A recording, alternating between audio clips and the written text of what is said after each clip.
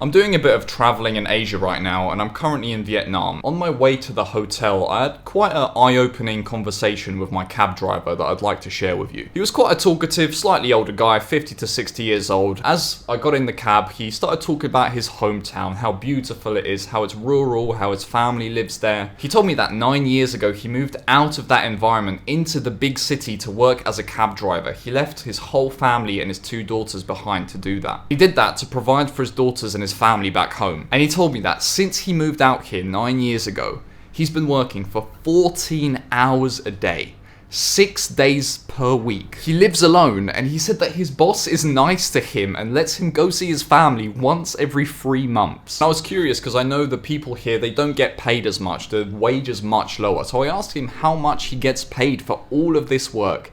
And he told me that he gets $650 per month. He certainly works very hard, especially because he's a cab driver in one of the biggest cities in Vietnam, and the traffic in Vietnam is so chaotic. He told me that any money he has left over, he always sends it to his children, and he's currently putting them through university. He told me that it was going to be 5 more years before he sent his family enough money, put his daughters through university, and he can finally move back home and see them and stay with them permanently. I started calculating this in my head, and if he earns $650 a month, after rent and taxes, he's probably only left with about $300 every month. And that's assuming that he literally only pays for rent and food and sends his family everything. After some maths, I realized that he is trading the next 5 years of his life for $18,000. Whilst this man is very hardworking and he deserves respect for that, it's a very good example of why working hard won't get you to your goals. Thankfully, as long as you keep a few things in mind, it's easy for you to avoid this fate. The first thing you have to keep in mind is to always do something that has no income limit. If you're working a 9 to 5 or a normal job, that's going to have a hard cap because there's only a certain amount of hours you can trade for money in your day. If you're lucky and you get promoted, you might earn 10 to 20% the next year, but even the highest positions only earn maybe 2 to 3 times what the lowest positions do. 99% of jobs have an income limit. That's why starting a business is so good. Social media is excellent for this. We're so lucky to have something like that now, because in the past, if you wanted to have something with no income limit,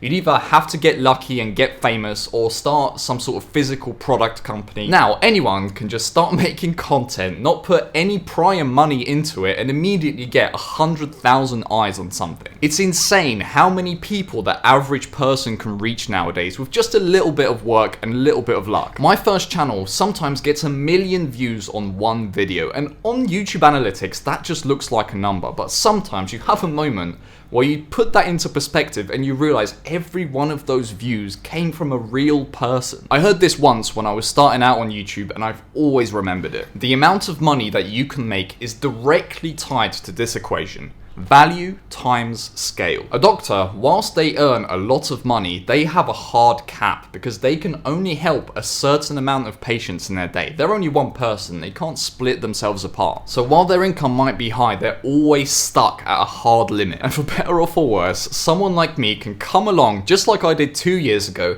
make some stupid games, and then after a few years start making more money than that doctor. Your entire perception of life is all down to your mindset. Everyone is living in their own little world that their mind has made for them. Some people have beliefs that are so deeply rooted that they don't think another world exists besides the one that they're living in. They go so far down one path that it becomes all they know, and that's all they think the world is. You have to keep an open mind because anything is possible. All you need to do is figure out what you want and then just start believing in yourself and believing in that outcome. If you don't want to work 14-hour days to be successful, then you don't have to. There's people out there that work 4-hour days and are successful. A lot of people think they need to wait until 65 to retire. Why can't you have that now? Having the right beliefs is the first step you need to take to changing your situation. And it's why a lot of the population, like that man I told you about, stays stuck in their situation for years and they don't even realize they're stuck. Most of the world's population seems to think that the amount of time they spent working is all that matters, and if someone spends a lot of time working, they deserve respect and praise. But the truth truth is, whilst it is respectable and it is a hard task to work for that long, it's not the optimal way to do it. I used to make this mistake as well. I used to work by setting myself a 5 or 6 hour timer, and then I'd just work on whatever until that timer was over, and when it finished, I could do whatever I wanted. When I worked like this, I never got anything done. Now what I do is I set specific tasks that I want to finish that day, and until those tasks are done, I don't stop working. That means that if I get them done in 3 hours, I'm free to go, but sometimes it takes longer. Setting a timer and not having any concrete tasks, one, made me watch YouTube a lot during work, and two, it just made me do like busy work, really shallow tasks that really didn't push the needle forward very much. You need to identify all of the tasks that actually make a massive difference to your progress and then eliminate everything else. After you find those tasks, make yourself a to-do list of just those tasks and don't waste your time on anything else.